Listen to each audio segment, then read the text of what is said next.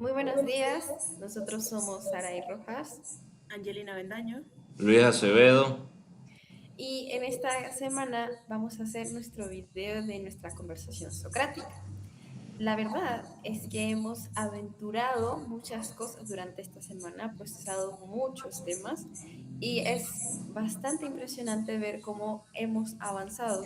Hemos visto de manera cognitiva y emocional nuestros avances. Primero que nada, igual que en el video anterior, me gustaría preguntarle a mis compañeros cómo se han sentido con este tema, con estos nuevos avances que hemos visto dentro de nuestra materia de arquitectura. Bueno, para mí, en lo personal, empezando por la semana 4, mi gran desafío fue entender que para construir una mente artificial, primero necesitaba como un mapa, ya que diseñamos una RAM de 16x4. Y lo que más me llegó a impactar fue la lógica del decodificador. Y llegué a aprender que 4 bits no son solo números, sino como llaves que desbloquean 16 puertas únicas. Me llegué a hacer demasiadas preguntas, como por ejemplo, ¿esto es una pila de datos desordenados o es un sistema buscable? Bueno, al implementar la lectura asíncrona, llegué a entender que el acceso a la información debe ser fluido, pero la escritura asíncrona me enseñó que cambiar el conocimiento requiere la disciplina del reloj para no generar basura lógica como tal. Exacto. Yo concuerdo totalmente con que el reloj es como nuestra base, aquello que nos da, por así decirlo, el control para poder hacer nuestros procesamientos. Hasta ahora solo habíamos registrado, es decir, guardado datos, o en el caso de la unidad aritmética, procesar datos. Pero ahora, llegando esta semana, podemos guardar muchos más datos organizados y gracias a esta potencia que es el reloj, al flanco de su vida. ¿Tú qué piensas, Acevedo? Bueno, en esta semana, la semana 4, pasamos de guardar un solo dato en un solo registro a poder guardar varios datos, cada una en una ubicación distinta, pero dichas ubicaciones pertenecientes a un solo módulo. Ese módulo es el que conocemos como la RAM, Random Access Memory, memoria de acceso aleatorio, o también denominada como la memoria principal. Esta la memoria es la que usamos para almacenar información mientras la computadora está encendida. Ahora, esta está formada como una matriz bidimensional en donde cada ubicación o localidad corresponde a una fila o una ranura. Y dentro de cada ranura se va a almacenar un dato que ocupe hasta un máximo número de bits que se establezca como el ancho para todas las ranuras. En este caso, como teníamos una memoria, se hizo una memoria de 16 por 4. Son 16 localidades y dentro de cada una de esas localidades se puede guardar un dato de 4 bits. Correcto. En esta memoria digital que hemos diseñado, este Random Access Memory, como dijo nuestro compañero, nos permite leer y escribir datos en ubicaciones específicas mediante esa dirección, ¿cierto?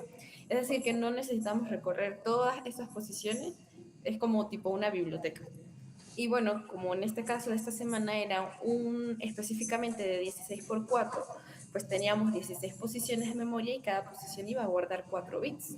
Y visualmente lo podíamos ver como cajoncitos. De hecho, en clase hablamos sobre eso y la manera en que se ejecutaba asíncronamente, una por una, pues fue el clic que me dio a entender cómo funcionaba esto. Y bueno, realmente logré entender mucho mejor esta semana fue con el bus de direcciones, porque con este conjunto de bits ahora podía entender cómo se ubicaban estas direcciones en la memoria y cómo se podían acceder a ellas. Es decir, podemos pasar a la semana 5 de un un toque y fue como que ahora sí puedo entender mucho más. A la mayoría de las personas, pues, puede ser que sea distinto porque lo ven de manera diferente, pero en mi caso pude entenderlo mucho más fue con el bus de direcciones. Y, y normalmente siempre vemos la RAM como que, ah, sí, te permite manejar la computadora en mayor velocidad y las cosas, pero entender realmente el proceso, cómo se hace internamente cada paso, es mucho más profundo de lo que pensábamos. En el caso de la semana 5, creo que la semana 5 fue una de las que más me gustó y comprendí, como lo dije anteriormente. Esta semana no fue tan agobiante a comparación de la semana 4. Siento que la semana 4 fue un colapso más emocional que tuve. En sus aspectos, ¿qué piensan? Bueno, en lo personal, en la semana 5, para mí fue un poquito más difícil. Fue como una prueba de fuego, ya que pasamos de cables aislados a un bus común de 4 bits. Aquí llegué a experimentar una de mis primeras alarmas de carga cognitiva cuando el simulador se llenó de señales X en rojo. Fue un caos de colisiones eléctricas. Y bueno, mi aprendizaje clave fue el concepto de alta impedancia. Entendí que el bus es un contrato social. Si todos hablan a la vez, el sistema llega a colapsar y llega a usar a la IA como mi otro yo para poder implementar los buffers del try-state, aprendiendo que en la vida y en la ingeniería saber cuándo hacer silencio es tan vital como el saber cuándo enviar un mensaje. Bueno, logré que la información fluyera con una muy buena precisión como tal. ¿Y tú, Acevedo? Bueno, en la semana 5 se hizo o se creó el conjunto de cables o el cableado que conocemos como el bus. En este caso se hizo un bus de datos. El bus lo que permite es que, o sea, que todos los componentes del sistema puedan enviar y recibir información entre sí. Como es un bus de datos, envía y recibe datos. Pero aquí, pero como todo está conectado en un solo cableado, ocurre el problema que se conoce como el conflicto de bus. El conflicto de bus es básicamente que cuando dos o más componentes intentan enviar información de salida al bus de datos, ocurren dos cosas.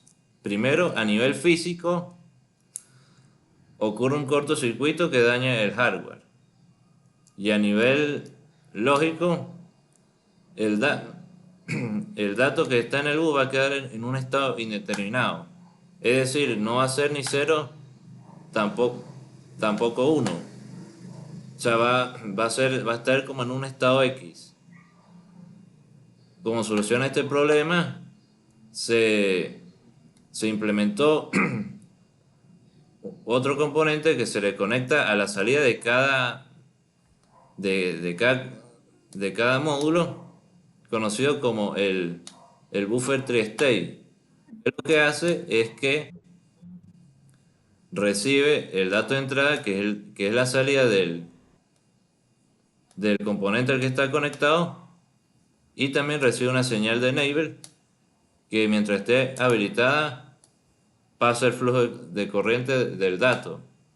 Pero mientras tanto, o sea, está deshabilitado el flujo. Ocurre lo que se conoce como la alta impedancia. También hay que tomar en cuenta de que así se controla el flujo de datos, de la salida de los datos. Pero también hay otro factor importante que es los tiempos de propagación o tiempos de retraso. Que básicamente estos tiempos son para que, por ejemplo, o sea, si se necesita enviar un dato desde la RAM a un registro, primero se habilita la señal de output enable de la RAM, se espera un tiempo para poder que llegue ese dato al bus, y luego se habilita la señal de load enable del registro, y el registro lo que va a hacer cuando tiene la señal activa, lo que esté en el bus lo va a recibir. Sí, en esta semana 5 dejamos de tener todas esas conexiones punto a punto y ahora todos estos módulos que hemos aprendido anteriormente, porque siempre que vamos avanzando cada cosa se conecta más y comparten más cosas. Normalmente siempre como veíamos uno por uno, pero ahora estamos viendo cómo conectar todas esas herramientas que ya nos habían dejado. Entonces, como ahora todos comparten el mismo canal de datos, por así decirlo, entonces sucede ese conflicto de búsqueda que dijo mi compañera Angelina, que si todos hablan al mismo tiempo, es decir, todos quieren efectuar sus operaciones, entonces pues va a ser un desastre porque todos van a querer hacer operaciones y es como un choque. Yo quiero hacer esto y yo quiero hacer lo otro. Entonces, siento que fue complicada la semana, pero siento que por eso me gustó, porque pude indagar más, porque como me costaba entender, me daba mucha curiosidad. En este caso del bus, todo este conjunto de buffers que fue bastante difícil de entender, entendí este estado de tri-state, ¿cierto? Este estado, la verdad, fue como, yo lo vi de esta manera, como que él indicaba cuándo tenía que callar el módulo. Mira, tú tienes que callar, tú no vas a hacer nada. En cambio, con el y por supuesto teniendo el load enable activo, pues era que un módulo podía hablar, pero no todos podían estar activos al mismo tiempo. Y era posible ver cómo a través de las operaciones de cada módulo, como la unidad aritmética, la RAM, los registros, podían cada uno hacer operaciones y tomar valores de las operaciones pasadas, porque el bus lo vi como un transportador, como un cable compartido, pero no todas al mismo tiempo van a poder hacer esto. Y gracias al buffer tree state, como dijo mi compañero Acevedo, Luis Acevedo, para mí fue difícil entender esta alta impedancia. Prácticamente el módulo se desconecta eléctricamente del bus. Es como si soltáramos el cable y ya no va a poner 0, ya no va a poner 1, no interfiere, deja el bus libre. Lo vi de esa manera. Y bueno, después de entender cómo cada uno se podía conectar y podía trabajar juntos, porque normalmente siempre es difícil ver cómo estas operaciones y módulos trabajan diferentes, podíamos conectarlo con la semana 6, que ahora con esta semana todo cobraba mucho más sentido. En el caso de la semana 6, mi compañera Angelina me comentó del encanto que trajo esta semana. Prácticamente es como ver la conexión de todas estas cosas y mucho mejor, porque ya teníamos prácticamente visto cómo este cable los unía, pero ahora podíamos ver potencialmente esto mucho mejor. ¿Tú qué piensas, Angelina? A ver, bueno, ahora, en la semana 6, como te comenté, dejamos de ser operarios de cables para convertirnos un poquito más en arquitectos de lógica y definimos el ISA, el cual es el contrato entre el hardware y el software. Que una de las cosas fue que cada opcode tuviera un propósito claro en nuestro universo de 4 bits. Lo más fascinante fue construir el registro de instrucciones IR, aplicando bit slicing en System C para bifurcar la realidad como tal. Los 4 bits superiores le dicen a la máquina qué hacer, mientras que los 4 inferiores le dicen con qué hacerlo. Llega a ser como el nacimiento del pensamiento algorítmico. Llega a entender que la escasez de bits no es una limitación, sino una invitación a ser creadores más ingeniosos como tal. ¿Y tú, Acevedo?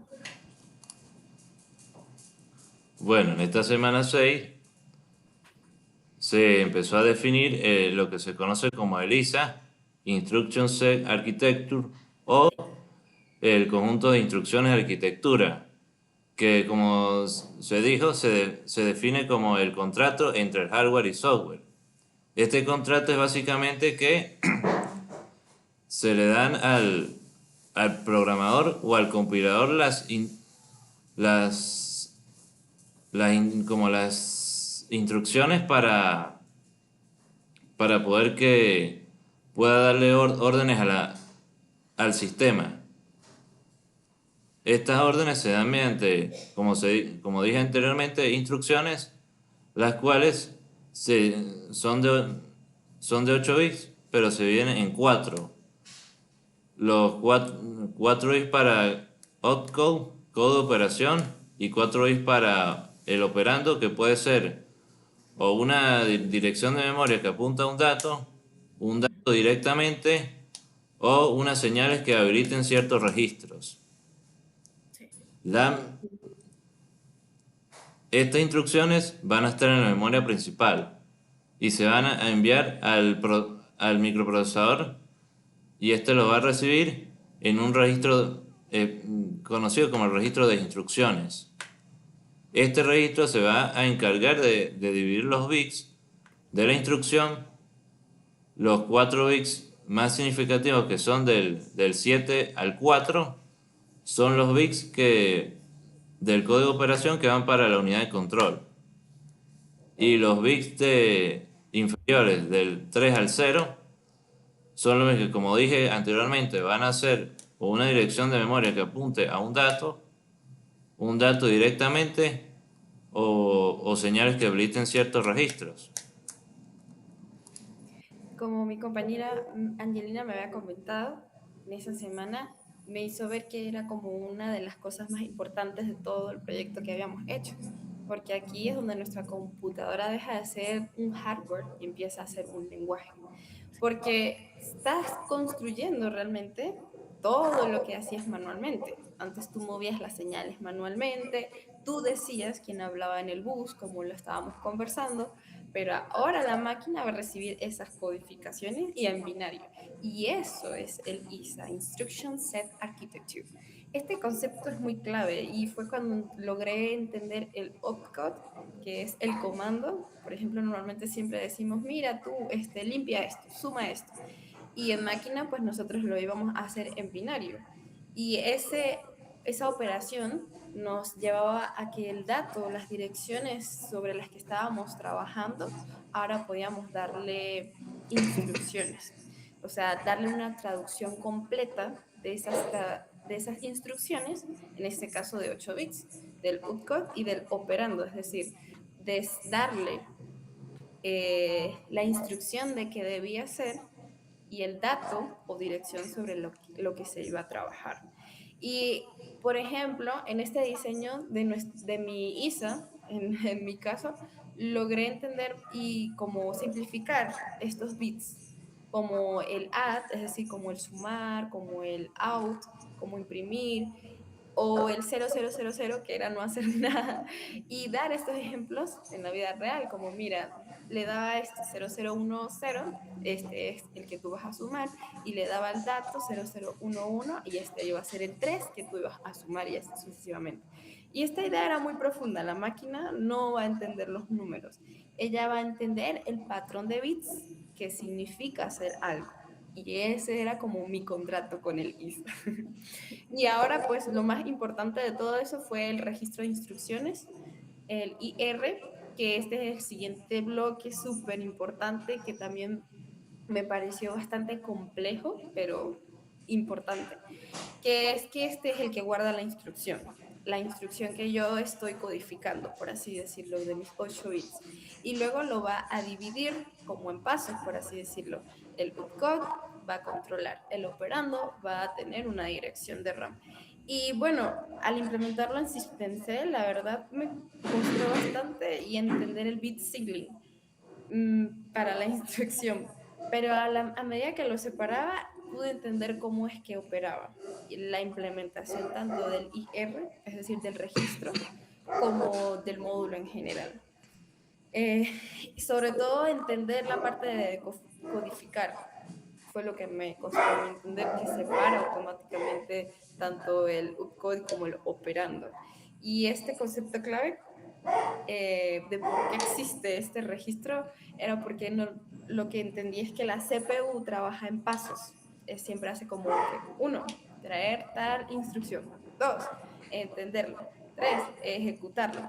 Y el IR es el lugar donde ocurre todo eso, donde lo registra cada paso. Por eso fue que entendí el IR. Entonces, bueno, toda esta clave de ideas, como lo dije anteriormente, toda esta conexión de siguiente paso muy importante. Y si quieres, podemos hacer esto, y como esa manera de instrucciones que le damos, esa codificación que damos, por supuesto que da un control súper inmenso, teniendo en cuenta también de que cada parte debe tener su tiempo de ejecución, es decir, hay que darle el tiempo necesario para que se puedan ejecutar, registrar, está operando, por así decirlo. La verdad, de todas estas semanas, la semana del bug fue la que más me encantó. De hecho, fue la que me ayudó a comprender la siguiente semana, que fue la semana 6, y así sucesivamente. La verdad, la presión cognitiva que sentía en la primera conversación socrática, que incluso lo discutí con mis compañeros, ha cambiado por completo. Y es también increíble ver cómo la IA te ha ayudado a mejorar, como que te entiende más cómo tú trabajas, cómo tú ves las cosas, y no te explica las cosas al azar, o muchas veces te lo explica de manera sistemática, sino que ahora te da un concepto, te da una buena implementación de cómo se ejecutaría en la vida real y cómo implementarlo en System C, porque fue lo más importante.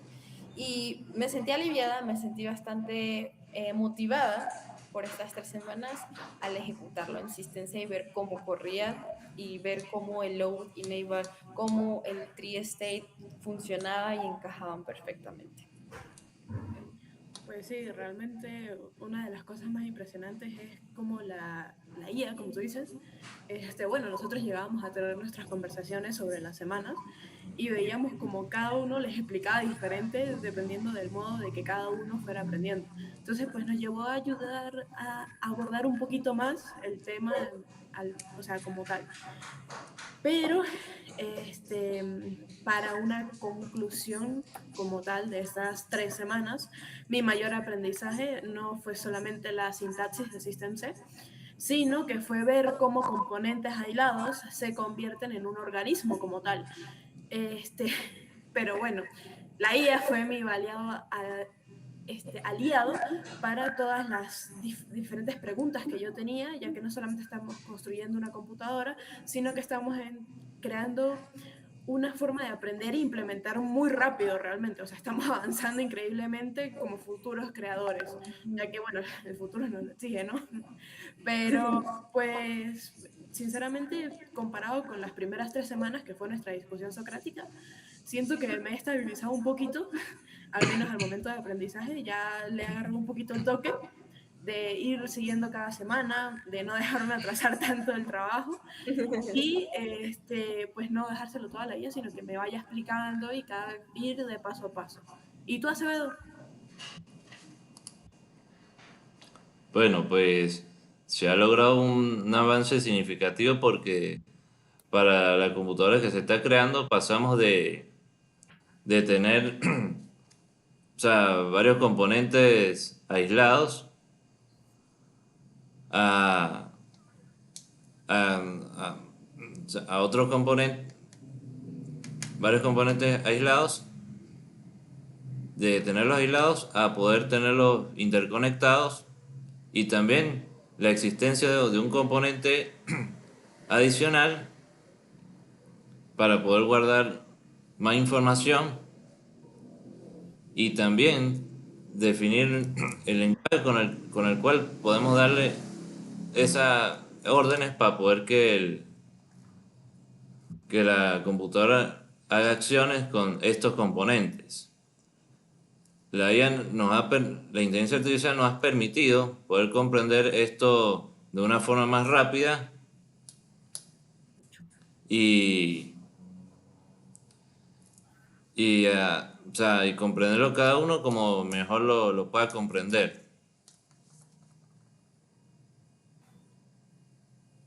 Bueno, me parece increíble esta conversación socrática, de verdad.